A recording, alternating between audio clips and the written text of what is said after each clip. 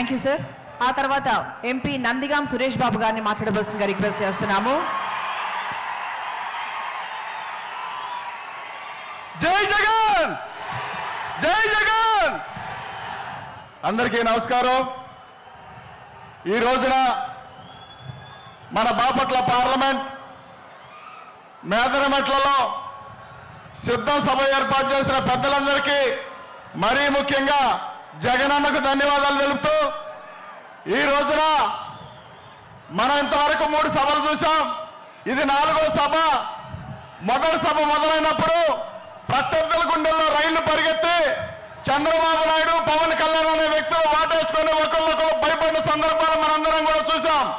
దాని తర్వాత మరి ఏలూరు సభ చూసి రకరకాల భయాలకు ఆందోళనకు గురైన వ్యక్తుల ప్రతిపక్ష నాయకులను మనం చూశాం. ఇక రాప్తాడు సభ తర్వాత అయితే ఖచ్చితంగా దొంగలందరూ ఏకమయ్యారు.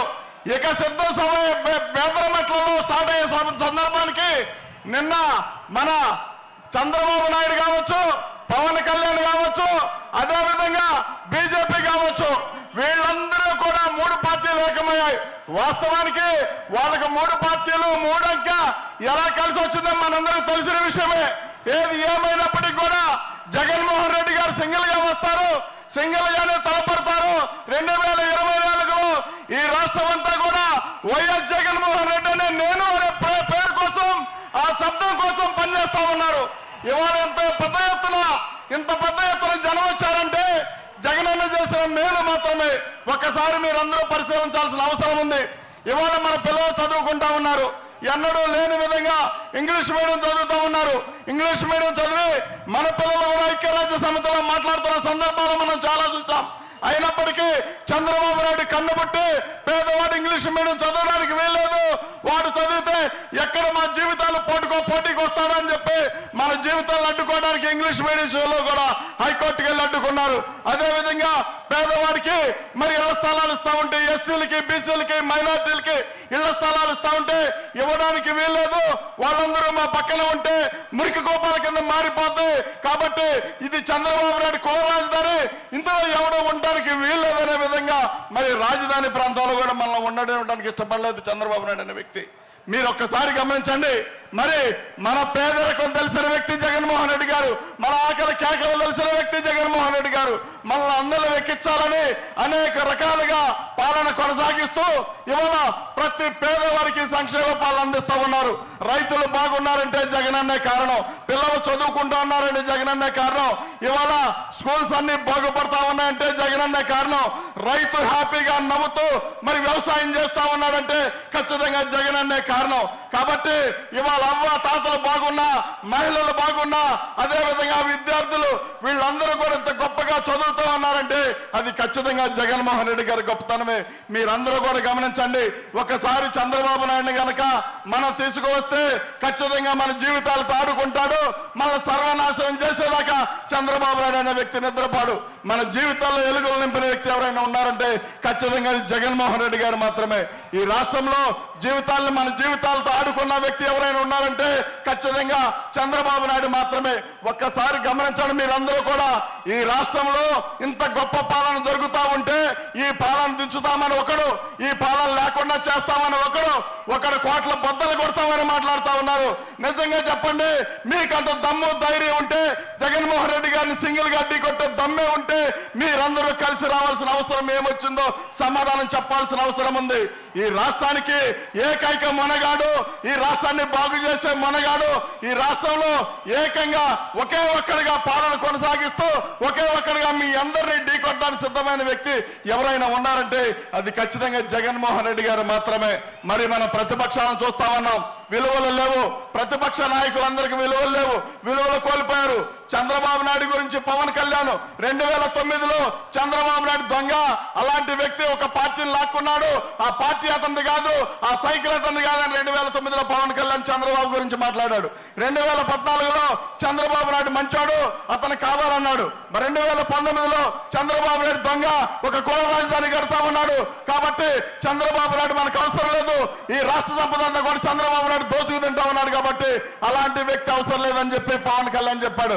2024 వచ్చేసరికి మళ్ళీ రంగు మార్చి చంద్రబాబు నాయుడు కావాలి, అనుభవం కావాలని చెప్తా ఉన్నాడు.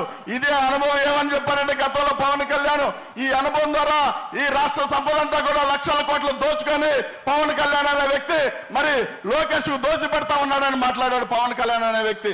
మీరందరూ కూడా గమనించారు.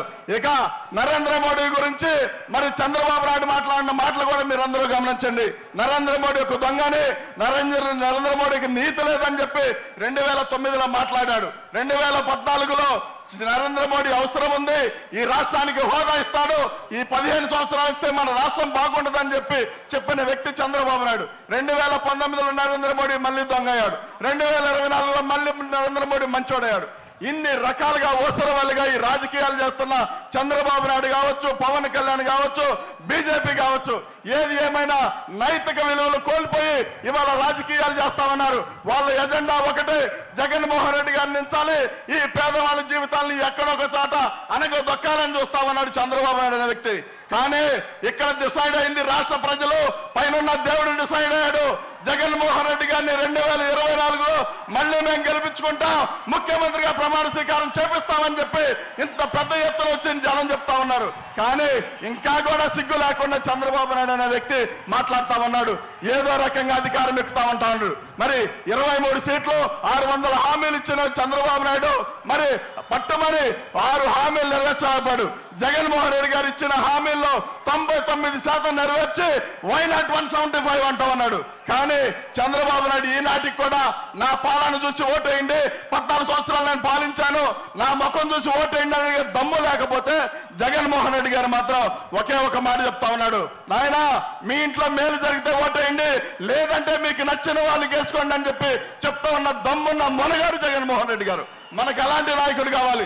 మన జీవితాలను బాగు చేసే నాయకుడు కావాలా, మన జీవితాలను నాశనం చేసే నాయకుడు కావాలో ఒక్కసారి పరిశీలించుకోవాల్సిన అవసరం ఎంతైనా ఉందని చెప్పి తెలియజేస్తూ ఒకే ఒక్క మాట చెప్తా ఉన్నా, ఈ రాష్ట్రం మొత్తం మీద, ఈ దేశం మొత్తం మీద జగన్మోహన్ రెడ్డి గారి గురించి మాట్లాడే మాట ఏంటో తెలుసా? ఒక్కడిగానే వస్తున్నాడు, ఒక్కడిగానే ఎదుర్కొన్నాడు, ఎన్ని కష్టాలను ఎదుర్కొని ఈ రాష్ట్రానికి ముఖ్యమంత్రిగా అయ్యాడని చెప్తా ఉంటే చంద్రబాబు నాయుడు గురించి ఆ మాటలు చెప్పే పరిస్థితులు ఎక్కడా లేవు. ఏ నాడు చూసినా ఎవడో ఒకరితో పొత్తు కలిపి ముఖ్యమంత్రి పీఠం ఎక్కాడే తప్ప ఏ నాడు కూడా చంద్రబాబు నాయుడు డైరెక్ట్ గా మరి రాజకీయాలు చేసిన సందర్భాలు లేవు. మీరు ఒక్కసారి గమనించండి. ఈ మధ్య కాలంలో వాళ్ళు ఒక మీటింగ్ పెట్టి జగన్మోహన్ రెడ్డి గారు కోట్ల బద్దలు కొడతాం, మేమంతా చూస్తామని మాట్లాడుతా ఉన్నారు. మీకు ఒకే ఒక మాట చెప్తా ఉన్నా, మీరందరూ కూడా ఒక మాట చెప్పండి, ఈ రాష్ట్రం మొత్తం మీద, ఈ దేశం మొత్తం మీద జగన్మోహన్ రెడ్డి గారిని భయపెట్టే మనగాడు పుట్టాడా? పుడతాడా? లేడు. కానీ వీళ్ళందరూ కలిసి జగన్మోహన్ రెడ్డి గారిని ఎదుర్కొనే సత్తా లేక ఇలాంటి మాటలు మాట్లాడుతున్నారు. ఒక్క మాట చెప్తా ఉన్నా, దేశ ప్రధాని అనుకుంటున్న సందర్భంలో సోనియా గాంధీ ఉక్కో మహిళని చెప్పుకుంటా ఉన్నారు. అలాంటి సందర్భంలో ఆమె పిలిచి ఓదారి యాత్ర ఆపాలి, ఆపితే బాగుంటుంది, లేకపోతే నేను కటకటాలు పాలు చేస్తానంటే జగన్మోహన్ రెడ్డి గారు పైకి చూసి టైం చూశానంట, నాకు విజయవాడ ఫ్లైట్ ఉంది, నేను వెళ్తా ఉన్నా, నీకు చేతనాన్ని చేసుకోమని చెప్పి వచ్చిన మనగారు జగన్మోహన్ రెడ్డి గారు. అలాంటి ఆయనంట వీళ్ళు ఏకలు కూడా పేకుతామని చెప్తా ఉన్నారు. ఆయన వెంట్రుక కూడా పేకలేని పరిస్థితుల్లో మీరు అందరూ ఉన్నారు. ఒక్కసారి గమనించాలని చెప్పి తెలియజేస్తూ, ఒక్కసారి అవ్వ తాతలు కానీ, మహిళలు కానీ, చిన్నపిల్లలు కానీ వీళ్ళందరూ ఒకసారి ఆలోచించాల్సిన అవసరం ఎంతైనా ఉంది. కాబట్టి మీ అందరికీ ఒకే ఒక మాట చెప్పి ముగిస్తా, ఈ రాష్ట్రానికి మాత్రం 25 సంవత్సరాల ముఖ్యమంత్రిగా జగన్మోహన్ రెడ్డి గారు ఉండాల్సిన అవసరం ఉంది.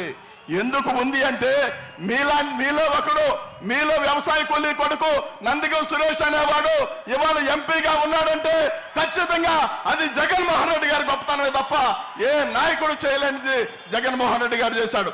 మరి అమరావతి ప్రాంతంలో కేసులు పెట్టి ఎస్సీల పైన, బీసీల పైన, మైనార్టీల పైన కేసులు పెట్టి నన్ను లోపల పెట్టిస్తే, చంద్రబాబు నాయుడు నన్ను జైల్లో పెట్టిస్తే జగన్మోహన్ రెడ్డి గారు మాత్రం అరే నాయనా, ఎస్సీలు, బీసీలు, మైనార్టీలు ఉండాల్సింది జైల్లో కాదు, వాళ్ళు ఉండవలసింది పార్లమెంట్ లో అని చెప్పి పార్లమెంట్ లో కూర్చోబెట్టిన గొప్ప మనగాడు జగన్మోహన్ రెడ్డి గారు. అలాంటి నాయకుడు మనకు కావాలా? ఈ చంద్రబాబు నాయుడు లాంటి దుశ్శాసనుడు మనకు కావాలా? ఒకసారి ఆలోచించాల్సిన అవసరం ఉందని చెప్పి ఇప్పటికైనా మించిపోయింది లేదు.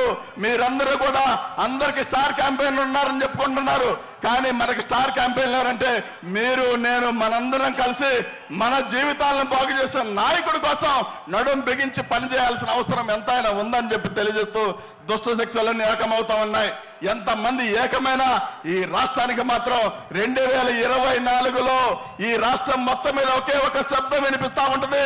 ఆ ఒక శబ్దం పేరే వైఎస్ జగన్మోహన్ రెడ్డి అనే నేను అనే ఒక శబ్దం వినిపిస్తుంది. ఖచ్చితంగా అది 20-25 సంవత్సరాల పాలన కొనసాగుద్దని చెప్పి తెలియజేస్తూ ఈ మంచి అవకాశం కల్పించిన నాకు, అదేవిధంగా మరి మీ అందరికీ ఒక మాట చెప్తా ఉన్నా, నందిగం సురేష్ కి ఏ అవకాశం ఇచ్చినా ఇవ్వకపోయినా జీవితకాలం జగన్మోహన్ రెడ్డి గారి అనుచరుడిగా బతకడానికే సిద్ధంగా ఉన్నాడని చెప్పి తెలియజేస్తూ ఈ అవకాశం ఇచ్చిన పెద్దలకి, వేదిక మీద ఉన్న పెద్దలందరికీ కూడా మరొకసారి ధన్యవాదాలు తెలుపుతూ సెలవు తీసుకుంటున్నా. జై జగన్, జోహార్ వైఎస్ఆర్.